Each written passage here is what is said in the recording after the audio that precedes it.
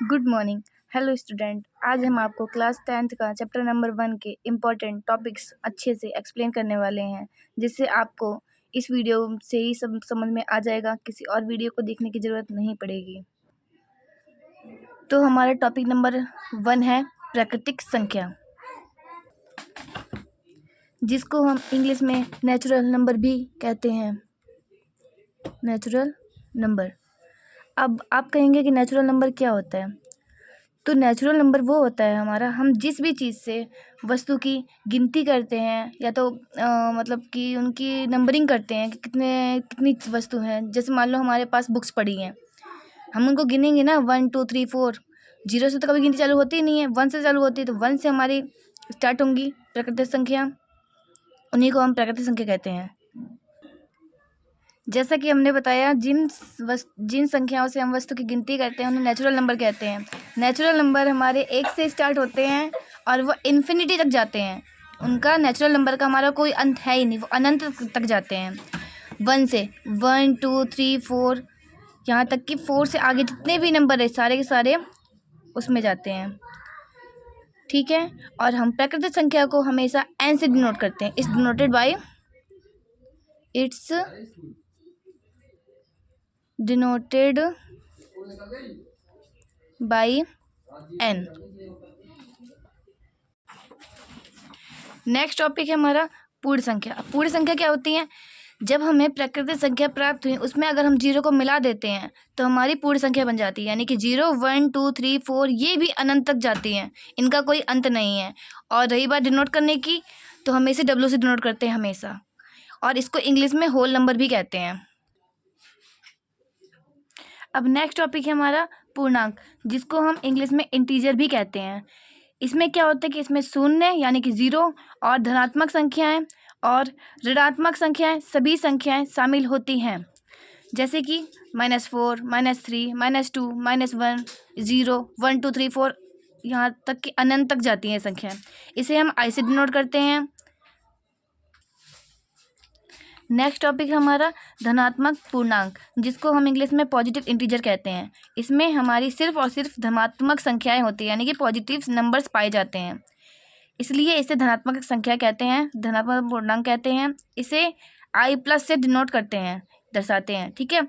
अब एग्जाम्पल में क्या है कि +1 +2 +3 यानी कि इन्फिनिटी तक जाते हैं।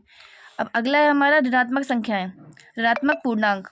इसमें सिर्फ ऋणात्मक संख्याएं होती हैं, इसलिए इसे ऋणात्मक पूर्णांक कहते हैं या संख्याएं कहते हैं। इसे I नेगेटिव से दर्शाते हैं। एग्जाम्पल में -4 -3 -2 -1 etc। नेक्स्ट है हमारा सम संख्या। ऐसी संख्याएं जिसमें हम 2 से भाग कर सकें या फिर वो 2 से कट जाएं पूरी, और जिसमें हमारा शेष एक भी ना बचे, उन्हें सम संख्या कहते हैं। इसमें हमारा 0 भी शामिल है। ठीक है। एग्जाम्पल में 0 2 4 6 8 यानी कि 1 1 छोड़ के बाकी की अगली सारी संख्याएं जिसमें 2 से डिवाइड हो जाए उन्हें सम संख्या कहते हैं। नेक्स्ट टॉपिक है विषम संख्या। ऐसी संख्याएं जो 2 से भाग ना लगे, सेम सम संख्या का एकदम उल्टा होता है ये, उन्हें विषम संख्या कहते हैं। जैसे कि 1 3 5, इन संख्या में अगर हम 2 से डिवाइड करते हैं तो हमारा शेष 1 हमेशा बचता है, इन्हें विषम संख्या कहते हैं। अब 8 नंबर का टॉपिक है हमारा भाज्य संख्या। भाज्य संख्या को हम इंग्लिश में कॉम्प्लेक्स नंबर कहते हैं। ठीक है। जो संख्याएं खुद से और एक के अलावा अन्य संख्याओं से विभाजित हो जाएं पूरी, उन्हें हम भाज्य संख्या कहते हैं। इनके 2 से अधिक गुणनखंड होते हैं। जैसे कि मानो ये 4 है, 4 हमारा 1 से भी डिवाइड हो जाता है, 2 से भी और 4 से भी। ठीक है। तो इनके 1 2 और 4 ये क्या है? गुणनखंड है। 4 हो गया, 6 हो गया, 8 हो गया, 9 हो गया, ये सारी हमारी भाज्य संख्याएं हैं। और नेक्स्ट टॉपिक है हमारा अभाज्य संख्या, यानी कि प्राइम नंबर। अभाज्य संख्या को इंग्लिश में हम प्राइम नंबर कहते हैं। जो संख्याएं खुद और एक के सिवा किसी और अन्य संख्याओं से विभाजित ना हो, सिर्फ खुद से हों या फिर एक से हों, तो उन्हें हम अभाज्य संख्या कहते हैं। इनके केवल 2 ही गुणनखंड होते हैं, एक तो वह खुद स्वयं और दूसरा एक। ठीक है। जैसे कि एग्जाम्पल में 1 3 5 7, ये संख्या हमारी सारी अभाज्य संख्या आती हैं। ठीक है। और लास्ट टॉपिक है हमारा आज का परिमेय संख्या है, यानी कि रैशनल नंबर, जिन संख्याओं को हम p बटे q के रूप में लिख सकते हैं, या फिर मतलब बटे की हर से वो संख्या जिसको हम p बटे q के रूप में लिख सकते हैं, जिसमें हमारा जो q हो वो डज नॉट इक्वल टू 0 हो, उसे परिमेय संख्या कहते हैं। q हमारा 0 हो जाएगा तो वो हमारी परिमेय संख्या होगी ही नहीं, क्योंकि वो हमारी इन्फिनिटी में बदल जाएगी। इसलिए q हमारा डज नॉट इक्वल टू 0 हो, अगर ये सेटिस्फाई होती है कंडीशन, तो ही हम उन्हें परिमेय संख्या कह सकते हैं। एग्जाम्पल में 1/2, 2/3, 4/4, 5, ये सारी हमारी परिमेय संख्या हैं। चलो हम रिवीजन करते हैं, हमने आज क्या क्या पढ़ा। हमने आज पढ़ा नेचुरल नंबर, जिन संख्याओं से हम वस्तु की गिनती करते हैं उन्हें नेचुरल नंबर कहते हैं। सेकंड पढ़ा हमने पूर्ण संख्या यानी कि होल नंबर। प्राकृतिक संख्या में अगर हम 0 मिला देते हैं तो हम उन्हें पूर्ण संख्या कहते हैं।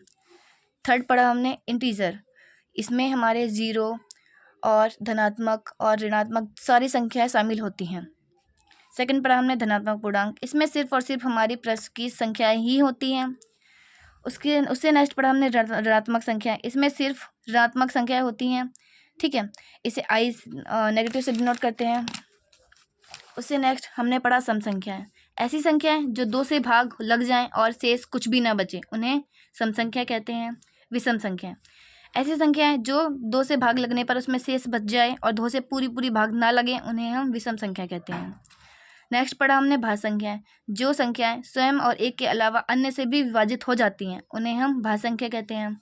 उससे नेक्स्ट पढ़ा हमने अभाज्य संख्याएं, जो संख्याएं स्वयं और एक के अलावा अन्य किसी से भाग ना हो उन्हें हम अभाज्य संख्याएं कहते हैं। उससे नेक्स्ट पढ़ा हमने परिमेय संख्या, जिन संख्या को हम p बटे q के रूप में लिख तो सकते हैं, लेकिन उसकी कंडीशन ये है कि q हमारे डज नॉट इक्वल टू 0 हो। अगर ये कंडीशन सेटिस्फाइज होती है तो ही हम इनसे परिमेय संख्या कह सकते हैं। हाँ, तो आज का वीडियो हम यहीं पे समाप्त करते हैं। अगर हमारा वीडियो आपको अच्छा लगा हो तो लाइक, कमेंट, शेयर ज़रूर करें। अपने एक दूसरे दोस्त के पास ज़रूर इस वीडियो को शेयर करें और सब्सक्राइब करें। और अगर आपको कोई क्वेरी रह जाती है या फिर कोई पार्ट आपको समझ में नहीं आता है तो कमेंट करके आप हमसे पूछ सकते हैं, हम आपका रिप्लाई ज़रूर करेंगे। धन्यवाद।